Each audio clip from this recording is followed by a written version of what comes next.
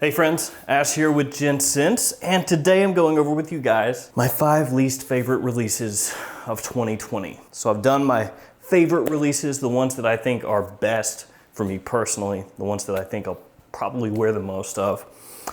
These over here are 5 fragrances that I'm never gonna wear again, ever. These ones just don't work for me. If you like them, awesome, more power to you. Go ahead, wear them. You know, if it makes you happy, rock these. But for me, thumbs down. Let's jump into it.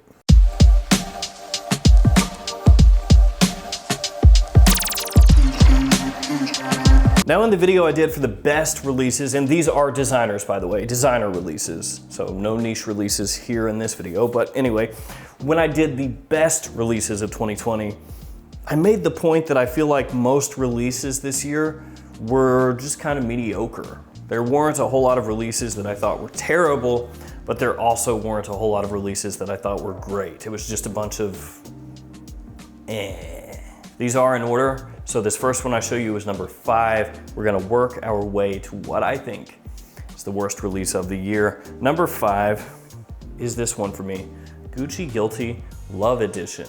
Now, this one is not horrifically bad. I don't think that this is a completely terrible fragrance necessarily. I just think that it's boring. It didn't really do anything for me. And even smelling it now, I just don't really care about it. I do know that it has a little bit of a following though. It's in the Gucci Guilty line, which is kind of a mark against it. By that I mean a lot of people are prejudiced against the Guilty line. When they see a Guilty flanker, they go, automatic trash, and don't even give it a chance. I did give it a chance. I just think it's boring. The note breakdown is decent. It's got ginger in there. It has kumquat, which you don't see very often. It's got vetiver. It has rosemary. But it just smells kind of like a generic green soapy fragrance to me. It's a little bit sweet. It's fresh, but ultimately bland. And the thing is, it goes up against all the other soapy fragrances that I own, and I own a bunch of them, and it just doesn't really compete with pretty much any fragrance that this is going up against. It's not quite on their level. And so for me, Gucci Guilty Love Edition, number 5, my least favorite releases of the year. Okay, number 4 is another fragrance that I don't think smells horrible, like it's not offensive when you smell it, but it is super boring, way, way, way worse than Guilty Love Edition. For me, there's a big jump from number 5 to number 4. This one is actually a fragrance that I was looking forward to, which makes it even worse. And I paid full retail for it, which is another whammy, another knock against it. It's Azzaro Wanted Tonic. This one has lime, ginger, and patchouli, and this is just a gem fragrance, a sport fragrance. It doesn't set itself apart at all from other sport fragrances out there. It smells half-baked, like they didn't really put a whole lot of effort into it. They were just like, oh, whatever, just give me a gem fragrance, who cares? And stuff it into the wanted bottle, that way more people buy it. Just do that. This one was a really big letdown for me because Azzaro Wanted by Night, I feel like, is a really, really good designer release. It's better than the original. It sets you apart. It's got good performance. It's very versatile, and it's got a unique flair to it. And then this came out and wet the bed. It doesn't smell offensive, so it has that going for it, but it is completely forgettable. There is nothing about this that stands out. It's just a boring gem fragrance. And the problem with it is, it's in the Wanted line, and it's a new release, so the price for that is gonna be way higher than it should be. If you could pick that up, you know, maybe 30 bucks, something like that, it would be okay for a lot of guys out there. But when you start talking about, you know, $50, $60, that's way too much, and I paid, I think, 110 or something after shipping. So, yeah, that was a terrible buy. Number 3 has one of the tackiest bottles you're ever gonna see. Some people are gonna love that, for sure. Some people are gonna look at this and be like, hey, that's pretty cool, man. I'm not one of those people though. It's this, Carolina Herrera CH Beasts. This is a limited edition, And this follows up last year's CH Kings, which I believe also was one of my least favorite releases of that year. This one I think maybe is a little bit better than Kings overall, but it falls into a lot of the same pitfalls for me. There's juniper, watery notes, vanilla, and cashmere. Again, this does not smell really offensive or anything. It's just generic. That's the issue with all three of these first fragrances. They smell super generic, and you should not pay a premium to pick up any one of these three fragrances. This one being a limited edition means that in the future, this could be going for higher prices and it will not be worth it. It isn't worth it at 50 bucks. This is another one that I feel like if you can pick it up for, you know, in the $30 range, then that's okay. But if you pay more than that, you're paying too much. It's just kind of a basic vanilla fragrance with some freshness in the opening, you know, the little bit of watery notes, aquatic notes, and juniper, little fresh pop. Then it dries down to a generic sweet vanilla. And then you've got cashmere in the base. So a little bit of that modern fuzziness working in with the vanilla. It's just boring again. And the bottle, in my opinion, very tacky. Some people, like I said, are gonna think it's cool. For me, this is pretty tacky looking. CH Beasts, not for me. Yeah. This next one, it sucks. And it should go without saying, I have not smelled every single release that came out this year, so there could be some releases that I haven't smelled that are way worse than these. So the first three fragrances, they're just generic boring. I don't think they smell bad, they're just generic boring. This one, in my opinion, really sucks. And it is the Duckers, Resort Lovers from Mandarina Duck. There's a lot to dislike about this line of fragrances. I feel like the Duckers, that name is just not great. What fragrance you wearing? I'm wearing the Duckers. And then the bottle, it has this kind of rubbery feel around the outside. And I like that okay, it feels all right.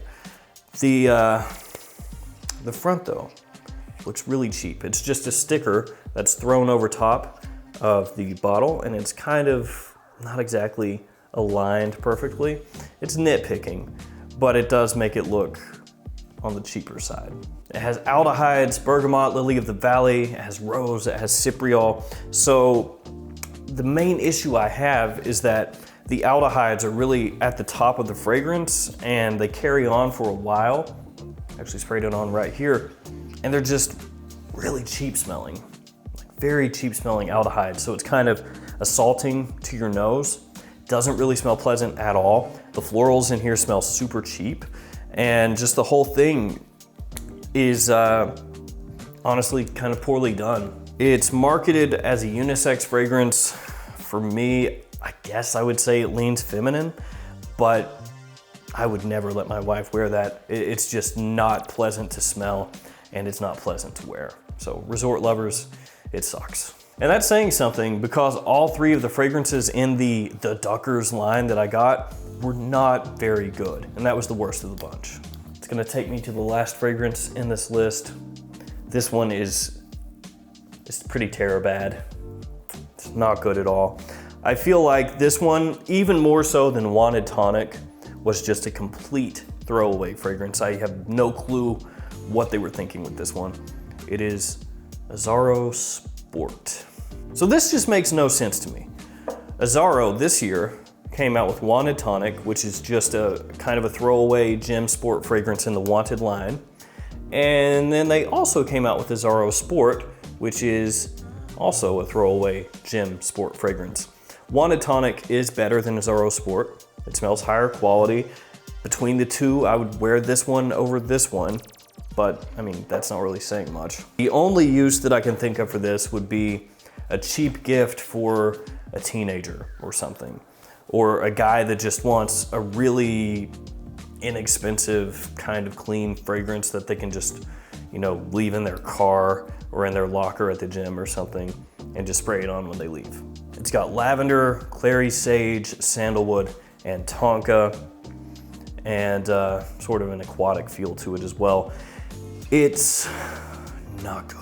It smells super ultra cheap, and that makes sense. Because when you look at this presentation, you can tell that they put nothing into it. This cap, I mean, look at that. That is one of the cheapest caps you're ever gonna find on a, you know, a large-ish designer house's fragrance, especially a new one for 2020. That's just, it's just trash. It's a little super lightweight plastic. There it goes. Red cap. It's pretty bad. And then the bottle is actually, I think, the same bottle type from their Fun, Shine, and Splash, I believe those are the name of the fragrances collection. So it's the same bottle type, just clear and with this slapped over the top. So essentially, they just reused a bottle that they already had from other fragrances. They got the cheapest cap possible and just threw it on there. And then they were like, whatever, just call it Sport, who even cares, and sell it. And you can tell that they didn't care at all about this fragrance because this went for sale at discounters before you could even find it on Azzaro's website. You couldn't find this on their website anywhere. If you searched it, it pulled up nothing, and yet it was for sale at discounters for like 20, 25 bucks. And I would say $20 is at the high end of what you should pay for this. It is just really forgettable. Now, to be clear, it does not smell offensive. And I know I've said that a bunch of times, but I have to kind of put that out there. It's not like this smells like dog crap or anything like that.